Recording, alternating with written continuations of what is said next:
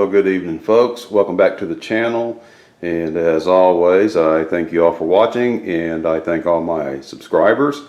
And where we left off in that last video, as you may recall, I was getting this area right here ready for this cap to go in place. And remember, I said I needed to get up underneath all these places right here and get those finished out before I put that cap down, because that's just going to be almost impossible to access once that cap's in place back here. So I'm just rocking on with that whole process. Before I left for work today, I came out here and just coated this entire area from about this rib right here on back with resin. And of course, that's just to make the wood waterproof. And also, what I did was, I don't know if you can see that. Let me aim the camera over here on the other side. Yeah, that's a little bit better shot right there. I also mixed in some of the microballoon fairing compound with that resin, and I rolled that on with a little small foam roller. And of course, the purpose of that was just to kind of just even everything out and to get that grain of that wood and get that fiberglass just faired out. And I had planned on coming back and sanding all that smooth, but it kind of came out with sort of like a textured appearance, and I think I'm going to go ahead and run with that. I'm just going to leave it just like it is. And before I prime and paint it, all I'm going to do is just come out here with a Scotch-Brite pad, probably a red Scotch-Brite pad, and just scuff that up a little bit just so the paint will stick to it. But yeah, kind of like that. I kind of like that sort of pebbly, textured look there. And so, like I said, we're going to run with it. All right, folks, I'm going to get busy. I'm going to start scuffing that, and then when I get ready to prime this, and for right now, let me just back up just a little bit and say, for right now, I'm going to leave it in primer. I'm not going to paint it until I get the floors in place, and then once the floors are down, I'll paint it all at one time. All right, I'll be back. And good morning again. I'm back, and I was getting ready to prime these areas like I mentioned before when I discovered that I had some epoxy underneath this little piece right here. I just had big globs of epoxy hanging down, and that was from when I assembled all that way back when. And so I went on ahead and just broke out the sandpaper and got up underneath there and took care of all that. And then like I said, I'm gonna prime and paint all of this right here and everything above the floorboard. And I had to get that ready. Had to do the same thing here that I did to these places. I had to mix up some resin and mix up a little bit of that fairing compound. So I put just enough of that fairing compound in that resin to thicken it up, make it kind of like a real thick pancake syrup, and I coated that area just like I did here and here. Now I just need to let all that set up, let it dry. I'll scuff it, and then we'll be ready to prime. I'll be back.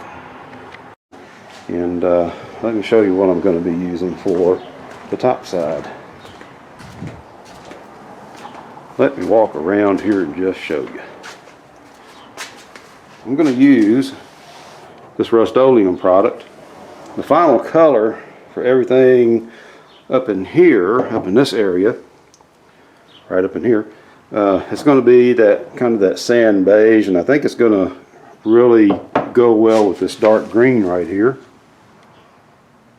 And I know the lighting's a little bit dark right in that area, but before I put that sand beige down, I got to prime that, and using the same product right here. It's that Rust-Oleum marine coating primer. It's just a white primer, and like I said, I'm going to prime all of that area right there above the floor, and where you see those little tabs tacked on to the sides right there. Everything above that's going to get painted. Everything below that will get resin.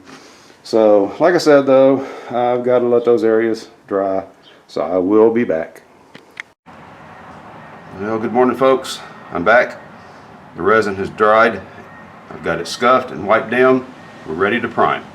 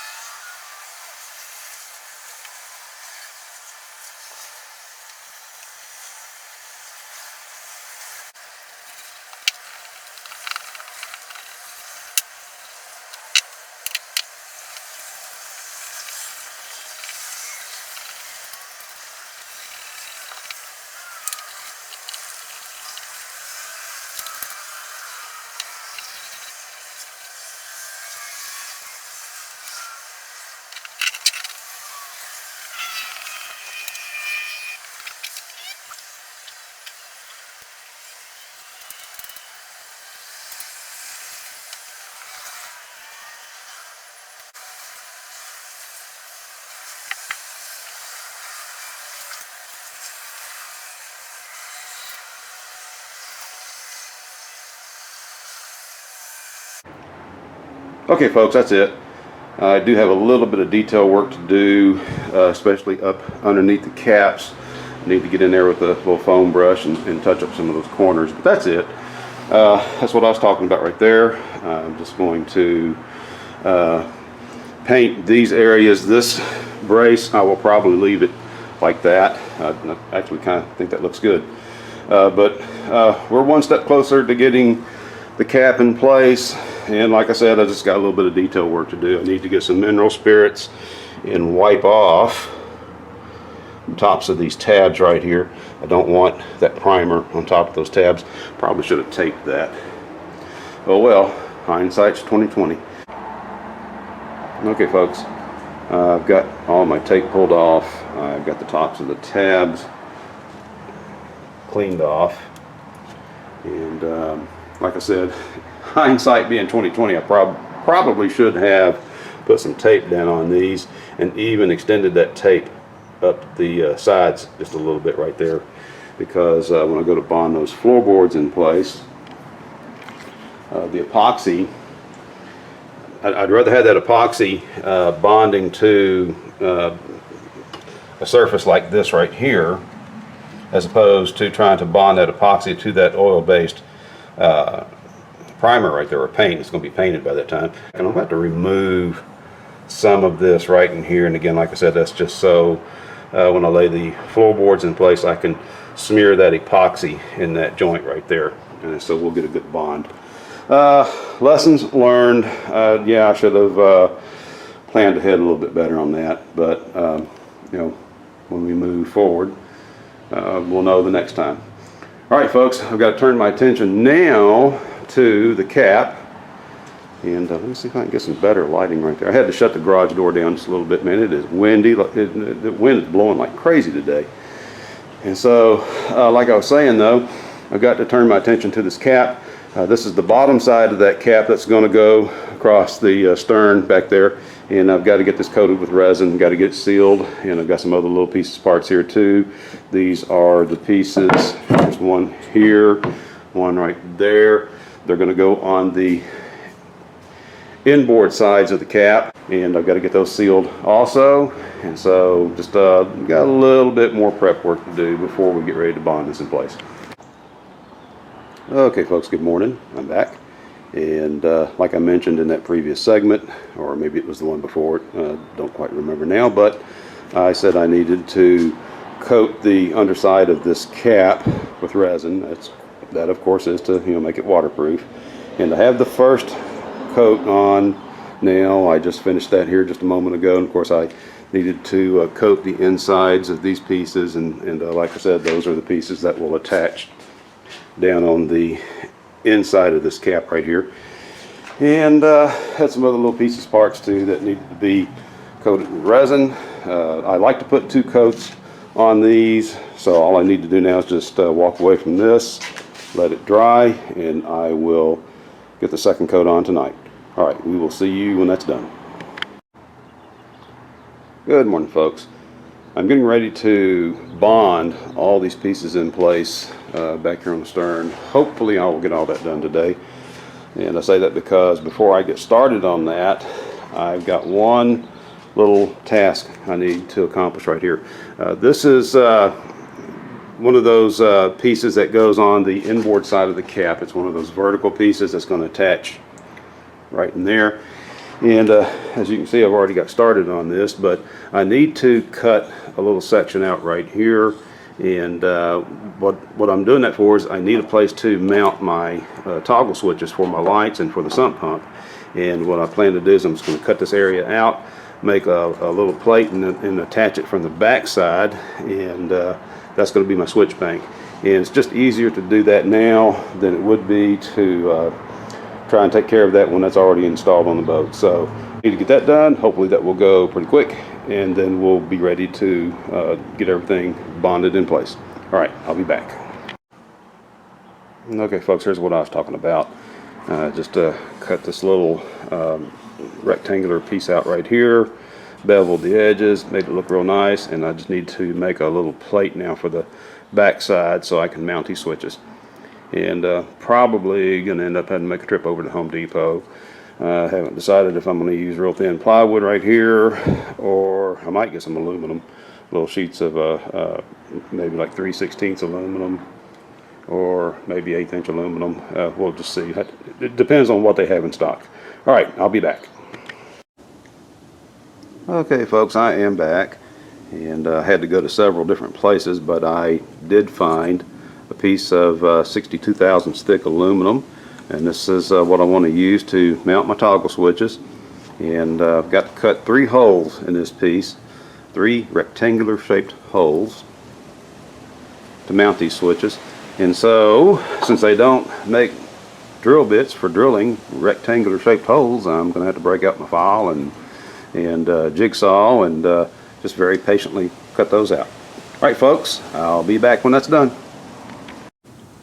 Okay, folks, so that is what I was talking about right there, and I still have a little bit more fine tuning and tweaking to do on that rectangular hole there in order for that switch to drop in. And it's almost there. Like I said, I got to do a little bit more polishing on it, but we'll get there. All right, all I have to do now is make 2 more of these, just like this one. I'll be back. Okay, folks, like I mentioned, I've got 2 more rectangular holes to cut out in this piece, one here. And so I'm just going to take you through the one right here, and what I'm going to do is I'm just going to take that 1/8 inch drill bit right there, and I'm just going to connect all of these. We call it daisy chaining. And once I get that drilled all the way around, then we'll just cut it away and knock it out and start filing on it. All right, here we go.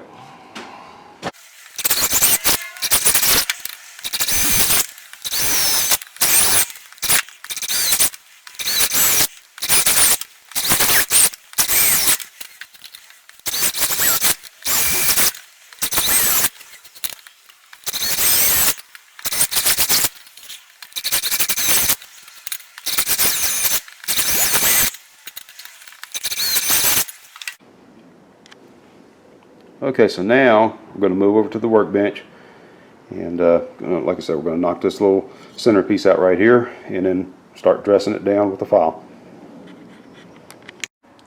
Okay, so this may look crude, but it does work. I'm just going to take a little small pair of wire cutters right here, little point on the nose, there they are, and I'm just going to snip all those little areas out right there between the holes, and then just knock that piece out.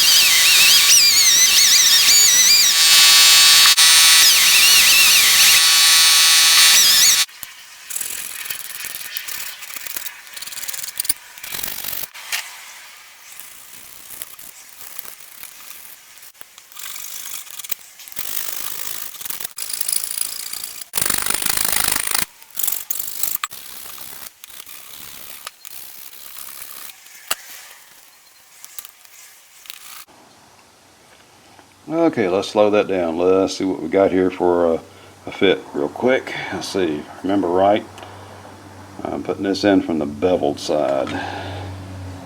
You saw me beveling those edges. And lengthwise, we're just a little bit off. See how that one goes right into that center hole. I'm going to have to open this up lengthwise just a little bit more. Okay, we got the hole deburred. Got it opened up a little bit more. Let's see what we got going on here now. Let's see, you want to do that from the beveled side. Just press him in like so. Just like that. And then to get it back out, all I have to do is press these little release tabs and should just pop right out. All right, folks, got one more to go right here. I'll be back when that's done. Okay, so it is finished. I'm just going to throw a coat of flat black paint on that. Let me show you where that goes here real quick. Even though I've already showed you, but